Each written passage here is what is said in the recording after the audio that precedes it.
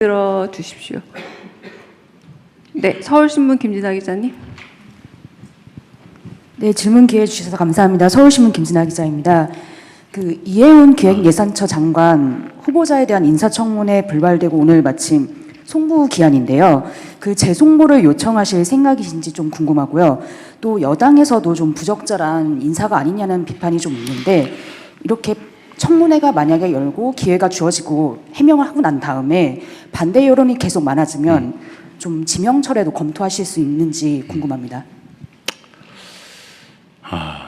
이 질문을 왜 안 하시나 했어요.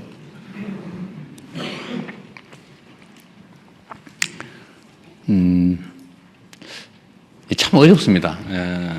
제가 지금 어려운 일이 두 가지인데, 좀 이따 얘기하시겠지만, 검찰 개혁에 관한 논란, 또 소위 탕평 인사에 관한 이해훈 지명자에 관한 문제, 이거 정말 어려운 주제 중에 하나입니다. 직설적으로 얘기를 하면 이해훈 지명자에 대해서 어떻게 할지는 아직 결정은 못했어요. 근데 아쉬운 거는 본인의 이야기를 공개적으로 들어볼 기회를 갖고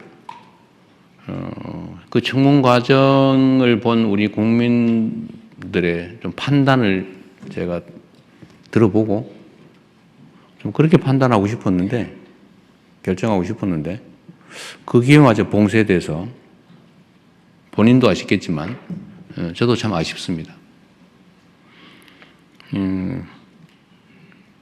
문제가 있어 보이긴 해요.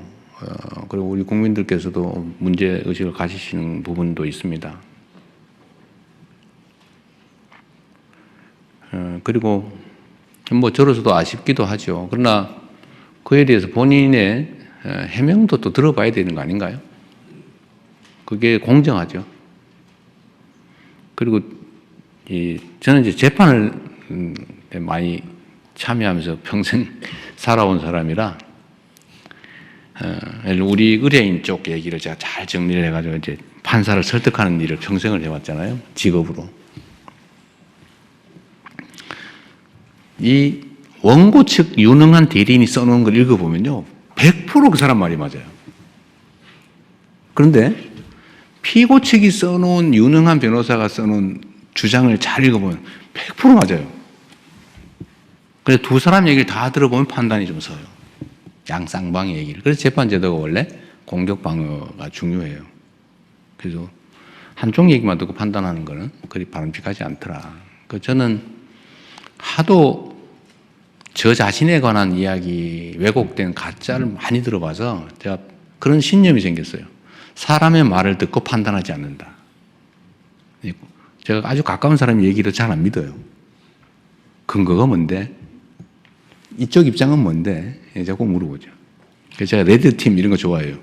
반대쪽 얘기를 꼭 들어보려고 그래요. 근데 한쪽 얘기도 위험하거든요. 그거 잘 안 믿어져요. 그래서 좀 아쉽다. 지금 할 수 있으면 지금이라도 좀 해줬으면 좋겠는데 좀 어떨지 모르겠어요. 쉽지 않겠죠? 좀 시간을 두고 판단하겠습니다. 그런데 이거와 관련해서 좀 근본적인 얘기를 한번 하고 싶어요. 청와대의 검증에 문제가 있는 거 아니냐는 지적도 아마 하실 것 같아요. 문제가 있죠, 결론적으로. 부족하죠. 근데 그분이 진짜인지 아닌지 좀 가려봐야 되겠지만, 보좌관한테 갑질을 했는지 안 했는지 우리가 어떻게 합니까? 그 어디에 써놓은 게 있으면 모르겠는데, 어디 기사라도 났으면 모르겠는데. 그리고 유능하단 한 분이라고 판단이 되고, 그리고 그쪽 진영에서 공천을 무려 5번을 받아가지고 3번씩이나 국회의원에 당선됐고, 아무런 문제가 제기되지 않았던 분이잖아요. 근데 자기들끼리만 알고 있는 그 정보를 가지고 마치 대부에서 나오는 배신자 처단하듯이, 그래 우리는 모르던 걸 막 공개를 해가면서 이렇게 공격을 하면 뭐 흠잡힐 일을 한 당사자의 잘못이기도 하겠지만 우리로서는 알기 어렵죠. 이게 정치인가 현실인가 하는 생각도 들긴 합니다. 그리고 또 반대쪽도 있어요. 아니 우리가 어떻게 만든 정권인데 그 중요한 자리를 왜 상대방한테 주는 거야? 섭섭해. 지지 처리할 거야. 이런 분도 계시죠. 그럼 이해가 되죠. 지금까지 그랬으니까. 그런데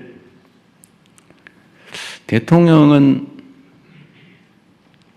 아마 노무현 대통령께서도 겪었던 참 큰 고민이고 어려움이었던 것 같아요. 제가 그렇게 하겠다는 건 아닌데, 대통령은 당선될 때까지는 한쪽 진영의 대표인 게 분명한데, 당선된 순간부터는 전체를 대표해야 된다. 이게 저희 확고한 생각이에요. 그러나 출신이나, 그러니까 대표하던 진영, 또 그 진영의 가치, 지향, 신념 이런 건 변하지 않죠. 예를 들면 칼 쓰는 민족, 종족하고 활 쓰는 종족이 싸워서 칼 쓰는 종족이 이겼다고 해도 모두가 칼만 써 이렇게 할 수는 없잖아요. 필요하면 활도 쓰고 칼도 쓰고 창도 쓰고 그러는 거죠. 그래서 이 기본을 잃지 않되 모두가 함께 갈 수 있는 길을 최대한 찾아보자. 제가 강요 임명이나 우리 청와대 참모들을 꾸리는데 압도적 다수는 우리의 생각과 가치, 지향을 함께하는 같은 색깔의 같은 진영의 사람이잖아요. 근데 그렇게만 하면 어떻게 해요? 그래서 이제는 우리가 휘둘리지 않을 정도가 됐으니까 우리가 다른 의견도 좀 반영도 좀 하고, 특히 경제 분야는 소위 보수적 가치가 또 보수적 질서가 또 중요한 측면도 있고, 그래서 우리가 좀 점검을 해가면서 가자. 다양한 사람들의 목소리도 좀 듣자. 그리고 통합이라고 말만 하는데 실제로 좀 기회를 같이 조금이라도 나누어서 함께 하자. 그래서 한번 시도해 본 건데, 이제 물론 소수가 있죠.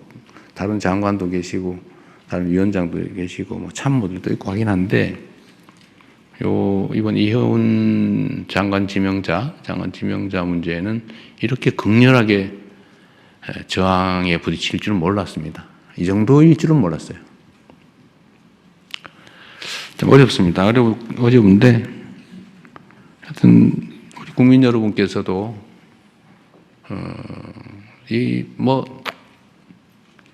이해해 주시라는 말씀을 드리기는 어려운데, 이런 필요성이 있다는 점에 대해서 일부 용인은 해 주시길 바랍니다. 우리가 편을 갈라가지고 싸우긴 했지만, 이제 싸움은 일단 끝났고, 이제는 함께 모두를 대표하는 그런 통합된 나라로 가야 되고, 그게 대통령이 해야 될 가장 중요한 직무인데, 사실은 필요한 만큼 못하고 있다고 저는 생각합니다. 그러나 필요 최소한을 나름 시도하고 있다. 참 어렵네요. 저는 이렇게 많이 문제될 줄 몰랐어요. 앞으로 우리가 인사를 하는데도 참고해야 될 것 같습니다. 말이 길어서 미안합니다. 대신에 질문할 기회는 충분히 드리도록 하겠습니다.